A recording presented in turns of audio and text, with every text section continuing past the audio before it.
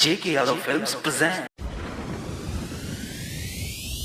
Presented by Albina Recording Studio, Simrao.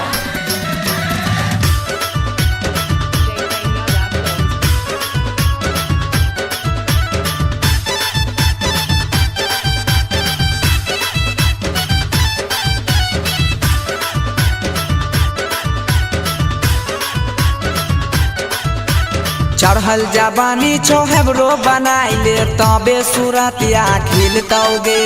चढ़ल जबानी छोहबरो बनाइले तबे सूरतिया खिलतौगे। भोला बाबा के जलवा चढ़ाबे निमन दुल्हा मिलतौगे। भोला बाबा के जलवा चढ़ाबे निमन दुल्हा मिलतौगे।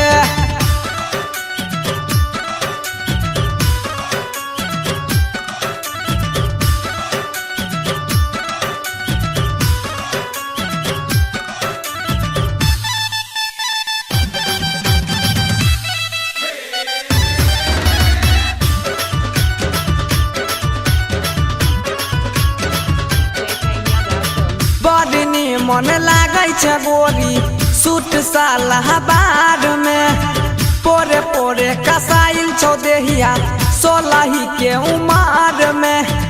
सोलही के उमार में बड़नी मन लागै छै गोरी सूट सालाबाद में।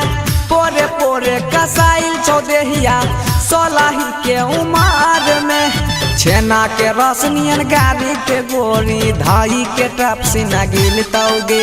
छेना के रसनियन गाड़ी के गोरी धाई के टप से न गिलतौगे। भोला बाबा के जलवा चढ़ाबे निमन दुल्हा मिलतौगे। भोला बाबा के जलवा चढ़ाबे निमन दुल्हा मिलतौगे।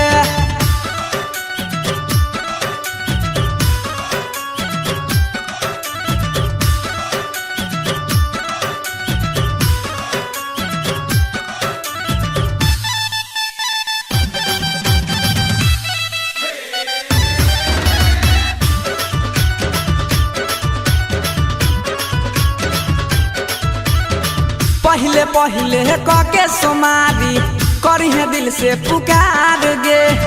सही न सक में सैया तोहर देतो इतना प्यार गे। देतो इतना प्यार गे। पहले पहले कके सोमारी करिहे दिल से पुकार गे। सही न सक में सैया तोहर देतो इतना प्यार गे। छेना के रसनियन गाड़ी के गोरी धाई के टप से न गिलतौगे। छेना के रसनियन गाड़ी के गोरी धाई के टप से न गिलतौगे।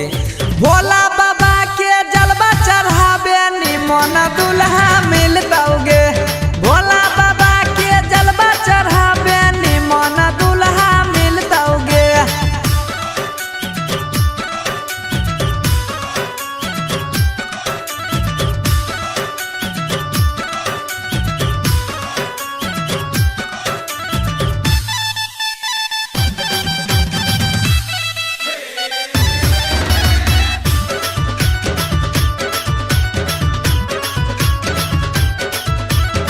होठ के लाली से चुआई छौ जेना रस लाल लाल गे।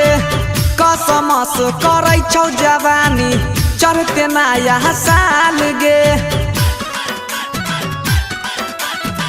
होठ के लाली से चुआई छौ जेना रस लाल लाल गे। कसमस करै छौ जवानी चढ़ते नया साल गे। बंसी के अपन दीवाना बनाइले तबे पलंगिया हिलतौगे।